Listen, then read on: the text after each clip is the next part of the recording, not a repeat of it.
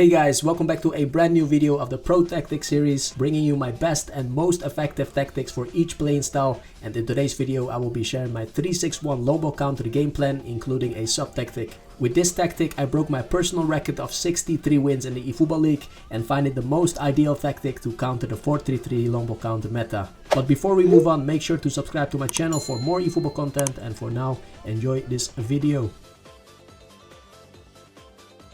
Okay, so let's start with setting up the formation. We will be using the 3-2-4-1 formation in-game with 3 CBs, 2 DMFs, 2 AMFs, 2 wingers and a central forward. The playing style for this main tactic is long ball counter, and for the sub tactic we will be using quick counter.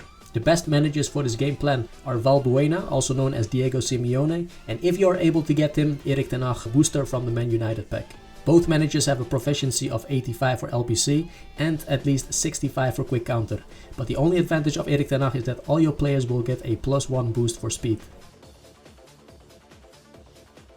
Now that the formation is set, we're gonna talk about the type of players that are suitable to this formation. Starting off with the goalkeeper. As we are playing low ball counter with a low defensive line, we want a defensive goalkeeper that stays in his goal instead of going out.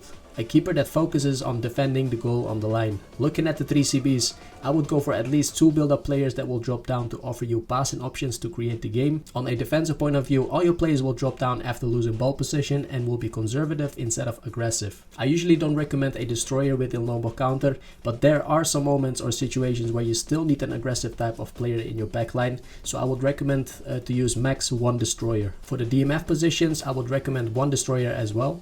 A player that will press aggressively in front of your defensive line. Knowing you got another DMF and 3 CBs behind you, you can take the risk of pulling out of your position. For the other DMF position, I would recommend an opposite role, such as an anchorman that drops down in between the defense for support, so you will basically be defending with 4 at the back. Same for the AMF positions, I'd like to have variation.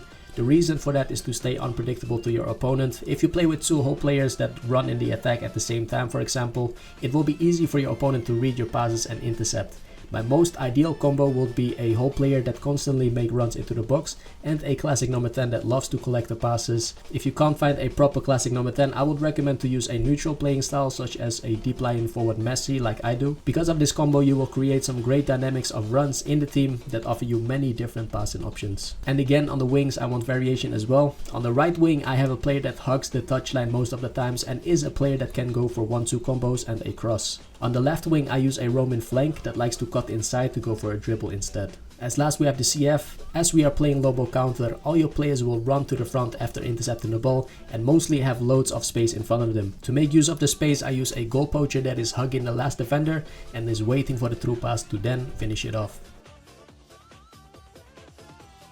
We then move on to the advanced instructions.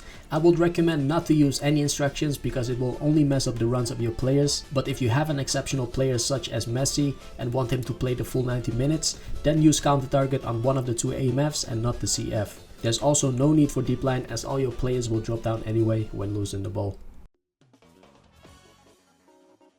Additionally, when you feel you can't control the game, or when you feel the gameplay is heavier than usual, or when your opponent is leading and trying to pass it around at the back, you have to make use of a sub tactic. I have set up a 3-5-2 sub tactic with quick counter playing style. The reason for that is to give high pressure instead of playing conservative. By playing and pressing aggressively, you can still force a goal by using this sub tactic, and because most of the opponents play the 4-3-3 meta, this 3-5-2 formation counters the opponent one-on-one with their defensive line. 2 central forwards covering their central defenders, 2 wingers to cover their wingbacks, and an AMF to cover the defensive midfielder. This makes it hard for your opponent to keep the ball at the back or to build up, and will force him to play the long ball, and that will be your chance to regain ball position and create chances again. Okay guys, this is the end of the video. I hope you find it useful. If so, make sure to drop a like and subscribe to my channel for more pro tactics and eFootball content.